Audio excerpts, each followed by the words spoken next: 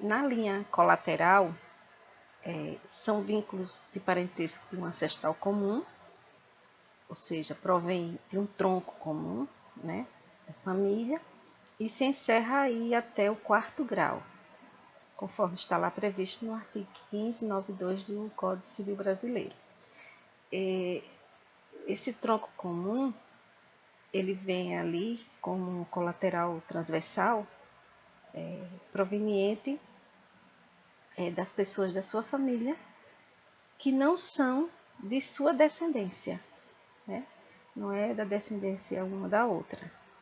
Por isso que ele se chama colateral. Os que são da linha descendente ou ascendente são chamados linha reta.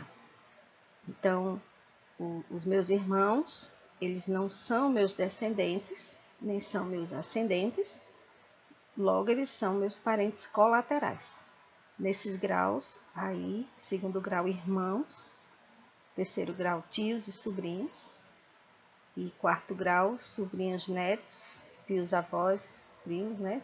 São os filhos dos meus sobrinhos, são meus sobrinhos netos, como a doutrina chama, e aí ele se divide nesses graus, 2º, 3º e 4º grau.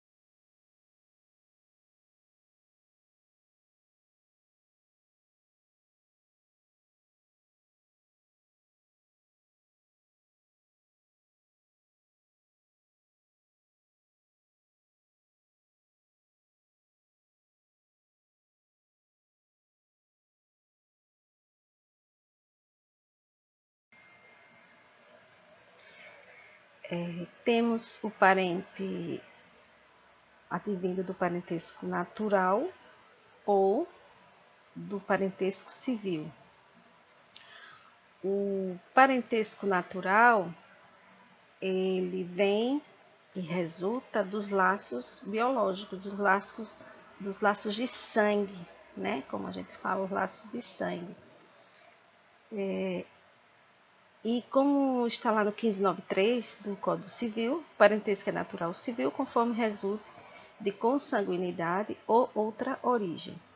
O outra origem, ele se revela ao parentesco civil, que decorre de outra origem que não a consanguínea, que não o laço biológico.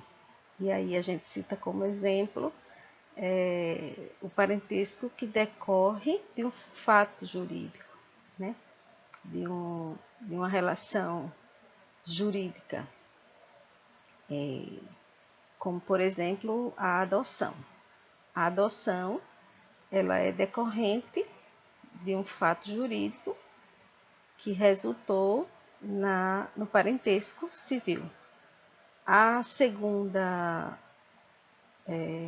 modalidade que nós temos também, ela se encontra na socioafetividade.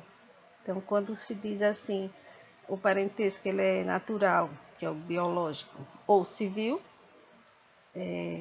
conforme outra origem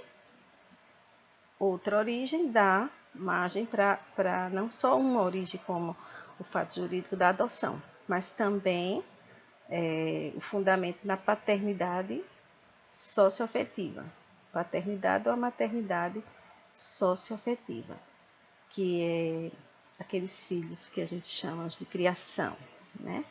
Quando você tem um laço afetivo e hoje você pode até registrar essa pessoa, um teado, por exemplo, de ser registrado como filho socioafetivo. Os graus de parentesco ali contam-se na linha reta, os graus pelo número de gerações, né? E aí a gente viu anteriormente. nas gerações, primeiro, segundo, terceiro grau, quarto grau. E na colateral também pelo número delas. E aí vai subindo de um dos parentes até os ascendentes comuns, né? E desce até encontrar o outro parente. Então, o ascendente é o que vem lá de cima e vai descendo, que são os descendentes, que são seus filhos, seus netos, e que vai descendo aí até encontrar o outro parente, né? Então, por isso que se chama aí colateral. Tá lá no 1594. Temos o parente com vínculo de afinidade, que é constituído com o casamento à união estável, onde se vincula o cônjuge ou o companheiro aos parentes do outro. Nesta modalidade, não se equipara aos parentes consanguíneos, né? Eles se vinculam aos parentes do cônjuge ou do companheiro pela modalidade afinidade, né? Porém, existe aí uma simetria em relação a essas linhas e graus, né? Porque, independente de ser por afinidade, no campo dos impedimentos, mesmo sendo por afinidade parente, como por exemplo o sogro, o genro, a nora, eles também são impedidos, no caso, em relação ao casamento. Né? Você não pode casar com o seu sogro, nem com o seu genro, nem com a sua nora. Há um impedimento aí porque eles se equiparam ao seu parente de sangue, né? Como seu pai, como sua mãe, seu irmão. Em linha reta aí, né, os parentes por afinidade, e não existe limite, que são os sogros, genro, nora, né? Então, aí por diante. Na linha colateral fica restrito até os cunhados, né? Então, aos irmãos do seu companheiro ou da sua esposa, seu cônjuge, não passando a afinidade do segundo grau. Aí, então.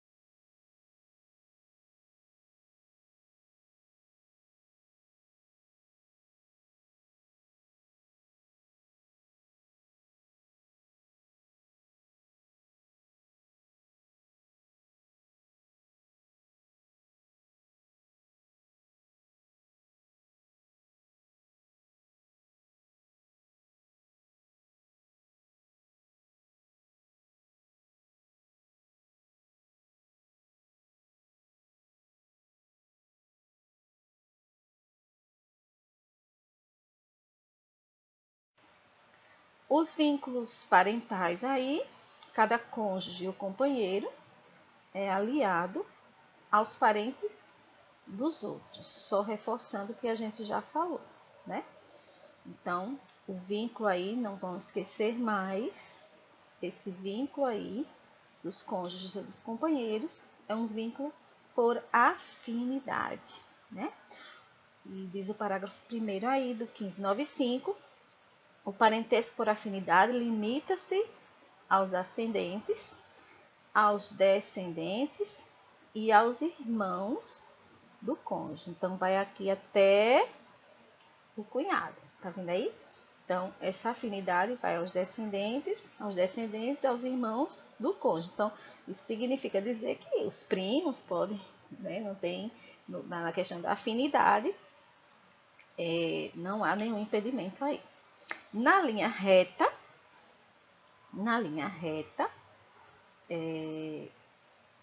aí na questão dos colaterais, a gente viu que vai até os irmãos, né? Na linha reta, a afinidade, ela não se extingue com a dissolução do casamento. Vê só, bem interessante isso, né? Então, na linha reta, e aí na linha reta a gente lembra ascendência e descendência, né? Essa afinidade aí, ó, não se extingue com a dissolução do casamento ou da união estável. Então, a pessoa se separou, se divorciou, né? Se for divórcio, se for casamento, divórcio, se for união estável, separação ali. E aí vai se juntar ou vai se casar com a sogra ou com o sogro, não vai ser possível. Vai ser aí a questão do impedimento. Então, não tem condições na linha reta, né, por afinidade, de se casar com o sogro, com a sogra, ou se unir na união estável, né, no ajuntamento, aí por união estável. Então, essa união é nula e aí não faz sentido, porque o sogro e a sogra é como se eles estivessem no lugar dos pais.